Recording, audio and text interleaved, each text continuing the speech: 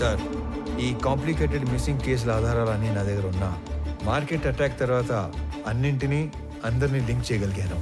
ఈ ఆపరేషన్ మాయాలో గల్లంతయింది 23 మంది వర్మ మనుషులు.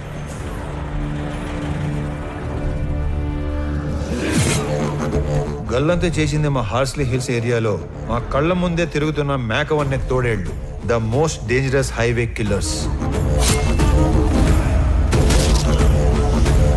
ఆ గ్యాంగ్లో అతి ముఖ్యమైన వాడు నా తమ్ముడు అనంత్. ఆ గ్యాంగ్కి లీడర్ మా స్కూల్ జూనియర్ కబీర్.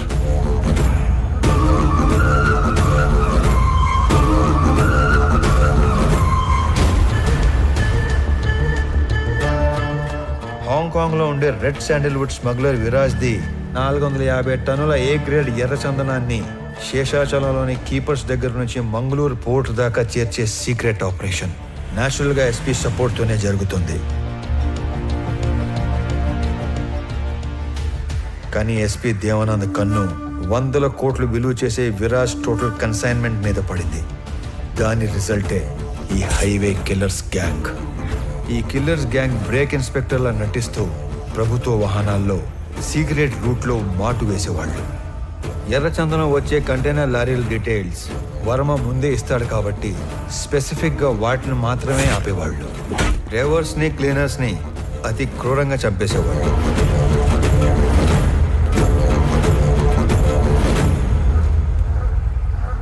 ఆఖరి కంటైనర్ తర్వాత పోర్టుకి బయలుదేరిన వర్మకి రివర్స్లో వస్తున్న కంటైనర్ కనిపించింది.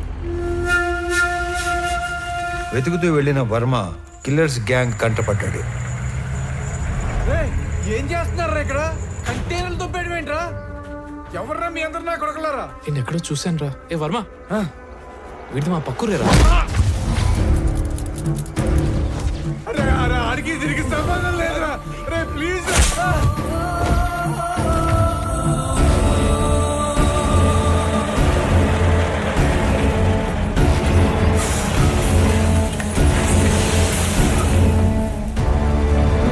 మారణ హోమంలో కర్ణాటకకు చెందిన ఒక వృద్ధ దంపతుల 2 కొడుకులు కూడా ఆహుతైపోయారు.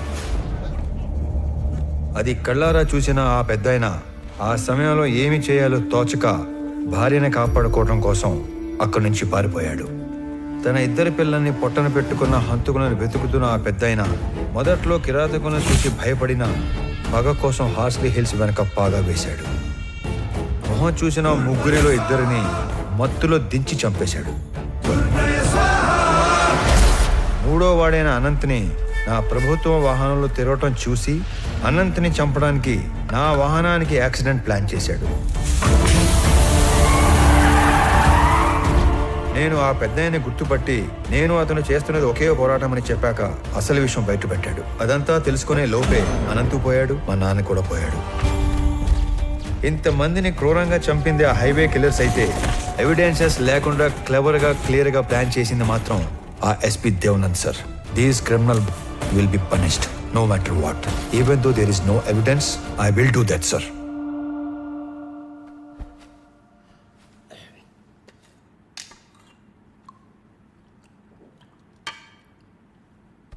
నువ్వు చెప్పింది వింటే నాకే భయం వేస్తుంది. ఎక్కడా సాక్ష్యాలు లేవు. ఎస్పీ దేవానంద్ దేశం వదిలి పారిపోయి ఉంటాడని మీ జిల్లా కలెక్టర్ కిషోర్ చెప్పాడు. ఎనీవే సీఎం గారు ఇమ్మీడియట్గా red sanders anti smuggling task force form చేసి స్పెషల్ జీవో ద్వారా నిన్ను స్క్వాడ్గా అపాయింట్ చేయమన్నారు. జస్ట్ ఇన్ టైం కదా. ఇప్పుడు నువ్వు ఏం చేయాలన్నా ఎవరిని అడగక్కర్లేదు. రేపే చార్జ్ తీసుకో. లేదు సార్, నాకు కొంచెం టైం కావాలి. అదేంటి రామారావు, ఇంత చేసి ఇప్పుడు టైం కావాలంటావేంటి? అసలు ఏం చేద్దాం అనుకుంటున్నావు? Duty sir. ఇన్నాళ్ళు ఒక గవర్నమెంట్ ఆఫీసర్గా మన చట్టాలని గౌరవించి న్యాయం కోసం డ్యూటీ చేశాను సార్. కానీ ఇప్పుడు యాజ్ అన్ ఇండివిజువల్ రామారావు గారి ధర్మం కోసం డ్యూటీ చేస్తాను. అంటే I'm going to hunt them. అసలు వేట మొదలైంది.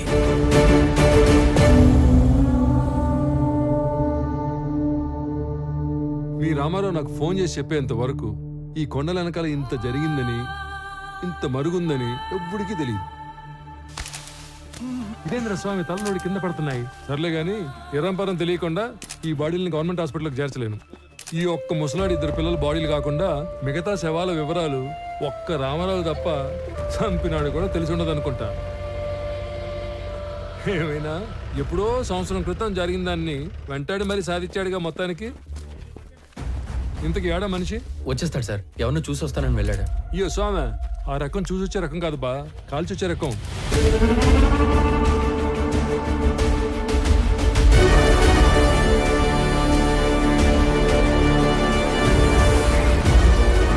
ఏందినో ఈ దిక్కు ఎవరి కోసం ఎత్తుక్కుంటూ వస్తున్నట్టున్నావే?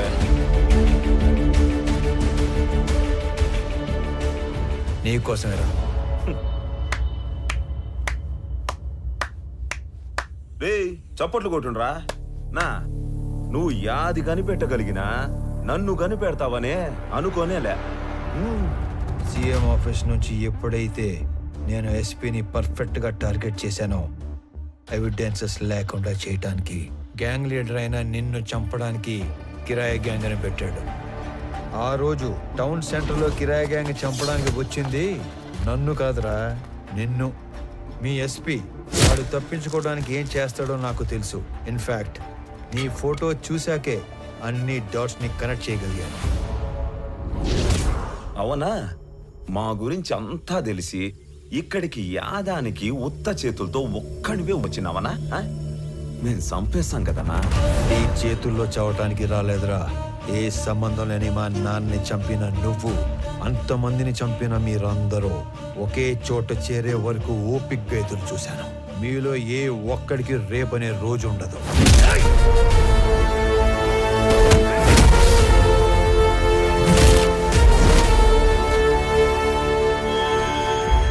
ఆ విషయం కూడా తెలుసుకుంటివా అన్నా?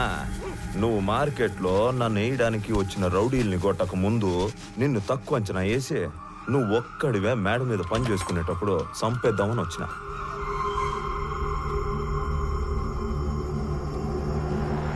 నీ ముసలోడు నన్ను పట్టుకోవాలనే గింజుకున్నాడు.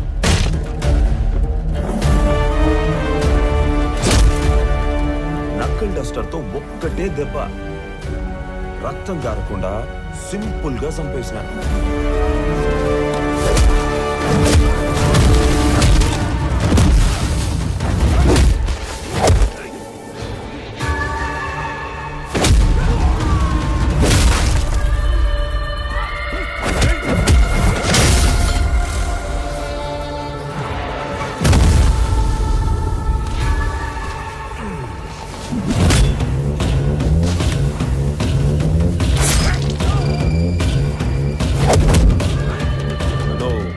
నీకు కూడా టైం వచ్చేసిందనా?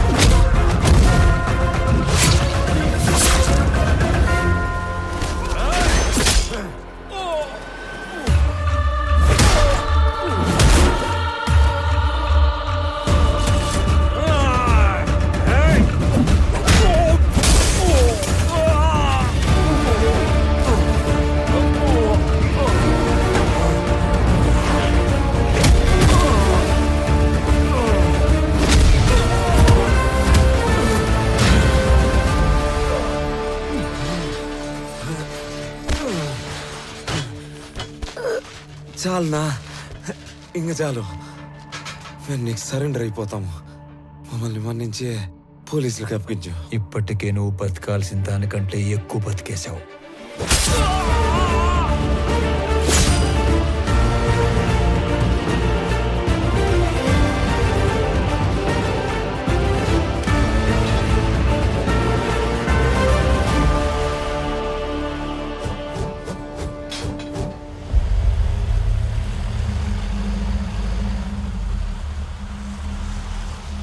ఏదో వింత శకటం ఒకటి వస్తున్నట్టుంది.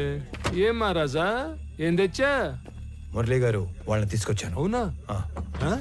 ఆహా, 1 2 3. అబ్బో, తుక్కు రేకొట్టి భద్రంగా ఎత్తకొచ్చినట్టున్నావుగా. ఓరే సార్, నీకు డ్రైవింగ్ వచ్చిగా? ఇట్రా, ఈ బండిని తోలకెళ్ళి ముందు ఈ దొంగలందరికీ కట్లు కట్టించి అలాగే ఆంధ్ర స్టేషన్ తీసుకెళ్లి బొక్కలు నొక్కండి. అలాగే తర్వాత తీరిగ్గా కేసులు బుక్.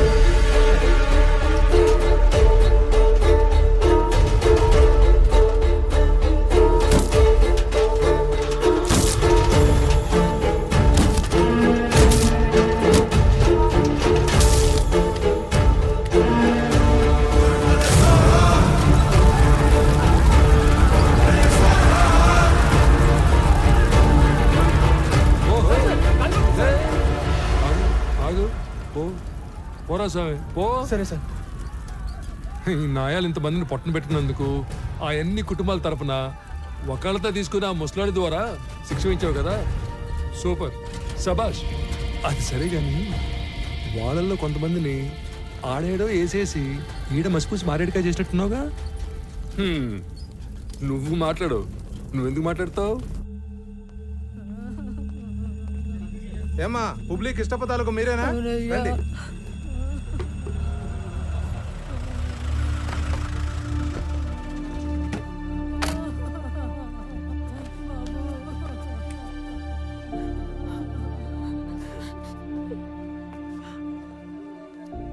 సారీ మాలిని. నేను చెప్పాల్సిన మాటది అన్నింటికి కలిపి సారీ. సురేంద్ర తాలూకు ఎవరమ్మా? బాడీ రెడీగా ఉంది, తీసుకెళ్ళండి. అన్యాయం రా ఇది. ఇంతమందిని చంపేశారు. కబీర్ గ్యాంగ్ ని క్లోజ్ చేసి మొత్తానికి ఒక ఎండింగ్ ఇచ్చాం. ఎండింగ్ కాదు, బిగినింగ్.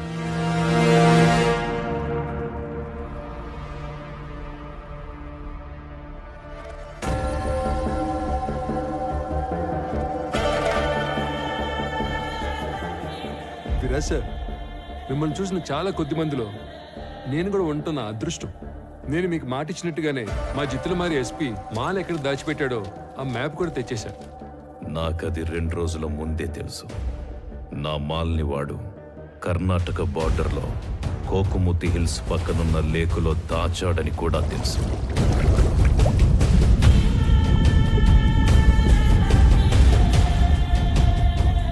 ఇది మొత్తం కనిపెట్టింది రామారావు అనే ఒక ఆఫీసర్ అని కూడా తెలుసు. వాడినిప్పుడు టాస్క్ ఫోర్స్ అని ఒకటి పెట్టి స్పెషల్ స్క్వాడ్ గా అపాయింట్ చేశారని తెలుసు. ఇవన్నీ మీకెలా తెలుసు? నా మనుషులు అన్ని చోట్ల ఉన్నారు. ఎస్పీ ఆఫీసులో ఉన్నారు, సీఎం ఆఫీసులో కూడా ఉన్నారు. అయితే ఇంత నెట్వర్క్ ఉన్నప్పటికీ కూడా మా ఎస్పీ ఇండియా నుంచి పారిపోయాడుగా. Follow me.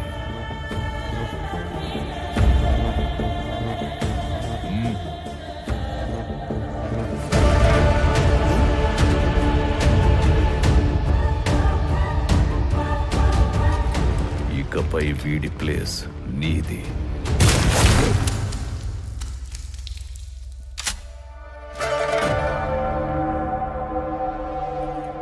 ఇప్పుడు ఆ రామారావు అదేదో స్క్వాడ్ కదా, ఆ చెక్కని ఒక్క ముక్కైనా తాకనిస్తాడు.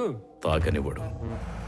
అందుకే నేను హాంకాంగ్ నుంచి ఇండియా రాగానే రామారావు మీద యుద్ధం మొదలుపెట్టా.